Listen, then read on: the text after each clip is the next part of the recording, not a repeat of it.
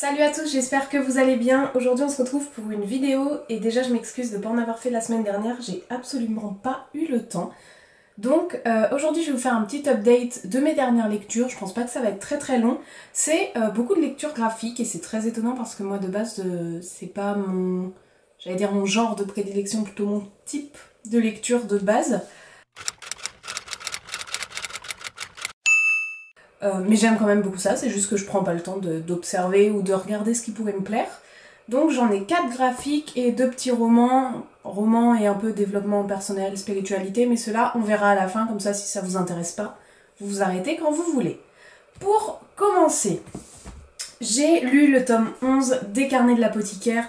Vous savez que moi les Carnets de l'apothicaire et l'Atelier des sorciers et Freerun maintenant, c'est 3 séries de mangas que je suis assez assidûment et que j'aime beaucoup découvrir, redécouvrir et continuer, et là j'aime toujours autant.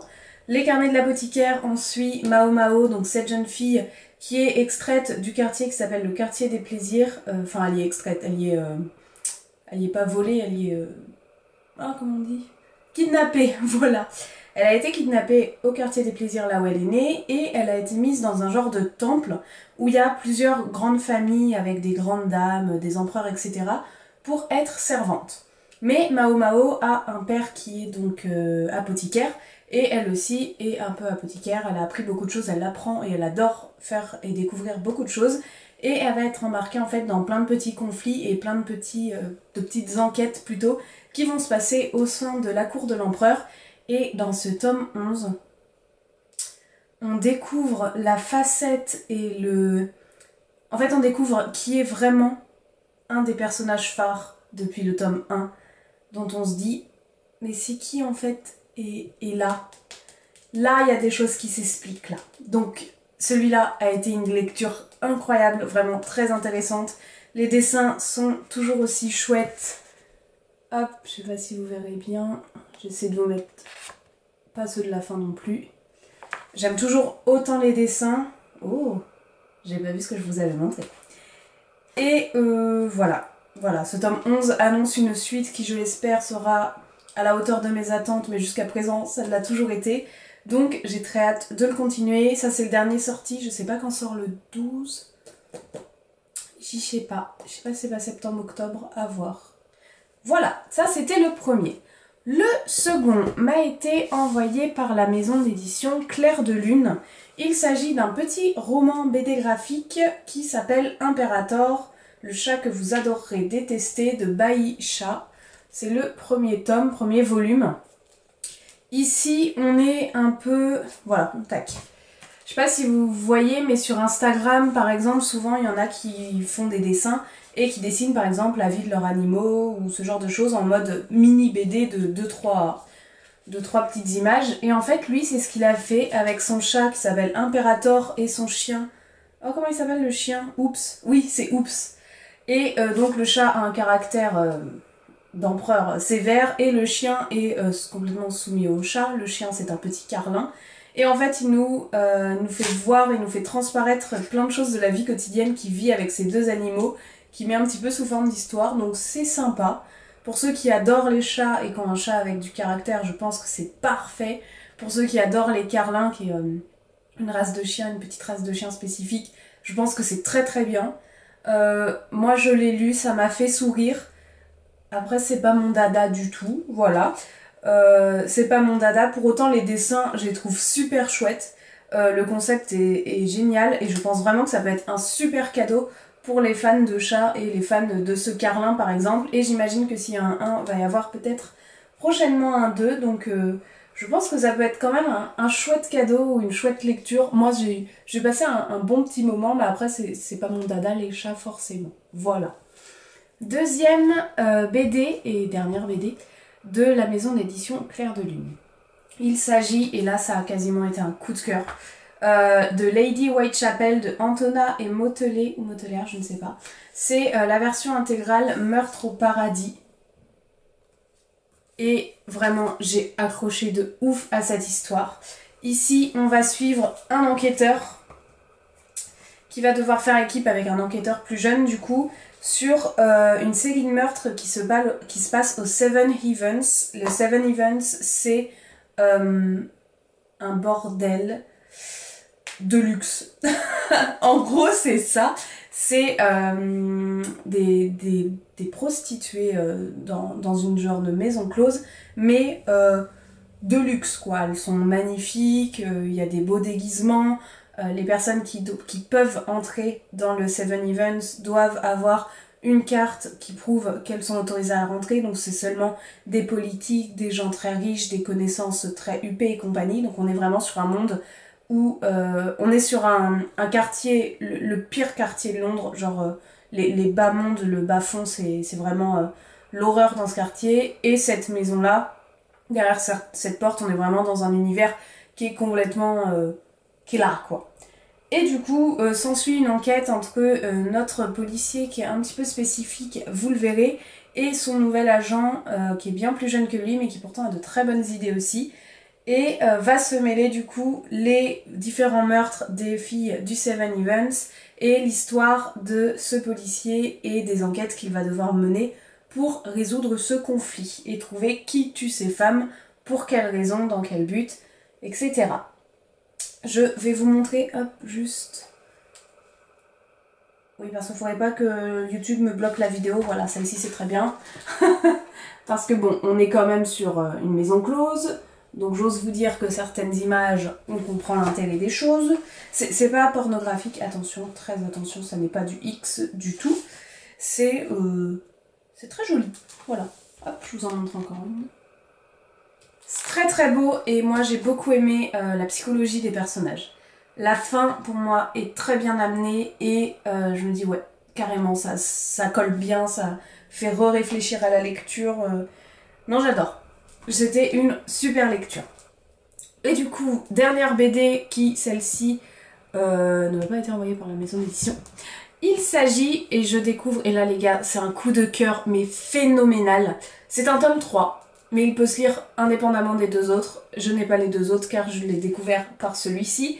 Il s'agit de Champignac, donc tome 3, quelques atomes de carbone dans la maison d'édition Dupuis. Hop. Alors certains doivent connaître, c'est un personnage, on m'a expliqué, qui apparaissait dans Spirou. Je n'ai pas du tout lu les Spirou et du coup je ne connaissais pas Champignac.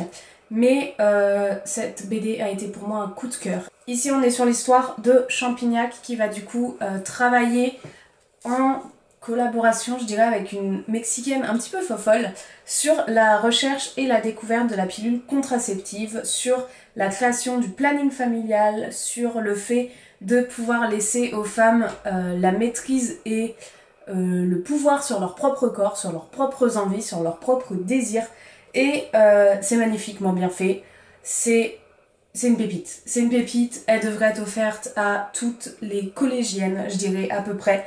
Parce que on nous explique donc toute la notion de consentement aussi, entre autres, hein, en sous-jacent, mais surtout de la pilule contraceptive, du droit à son corps, de choisir ce qu'on veut faire ou non avec son corps. Et qu'est-ce que j'allais dire ? Et aussi, on nous explique réellement comment est fait la pilule, ce genre de choses, de manière scientifique, mais de manière extrêmement bien amenée. Genre, on comprend tout. Je sais pas comment dire, mais l'explication, par exemple, avec les atomes, etc., que Champignac nous fait un petit moment quand il explique ce qu'il a fait, c'est ultra bien fait. L'histoire est super chouette, on a quand même une petite... course-poursuite et compagnie, je vous laisserai découvrir, on est quand même dans une petite aventure, donc c'est sympa comme tout, et c'est vraiment trop bien fait. Les dessins sont sublimes, comme d'habitude, n'ayant pas l'habitude d'avoir des BD, je ne vous montre pas les dessins. Hop, un papier par terre. C'est chouette, hein. Je vous en montre pas d'autres parce qu'en vrai, allez l'acheter, elle est incroyable. Et j'ai très envie du coup de m'offrir le tome 1 et le tome 2, parce que bah du coup j'ai complètement accroché à ce personnage qui est super chouette, l'histoire qui est magnifique. Non, vraiment c'est un coup de cœur, je ne saurais pas faire autre chose que des éloges sur cette BD, c'est une œuvre. Je sais pas, peut-être que certains vont me dire non c'est complètement nul par rapport à d'autres BD parce que je n'y connais rien, certes, mais pour moi c'est vraiment la BD à offrir aux jeunes filles, la BD à avoir et la BD féministe sans être dans les clichés. parce qu'il y a beaucoup, c'est très controversé ce terme avec beaucoup de clichés et d'excès autour. Là, on est vraiment sur le féminisme, sur l'émancipation de la femme et sur la femme a droit à son corps et a droit de choisir ou non de tomber enceinte et compagnie. Donc vraiment très chouette.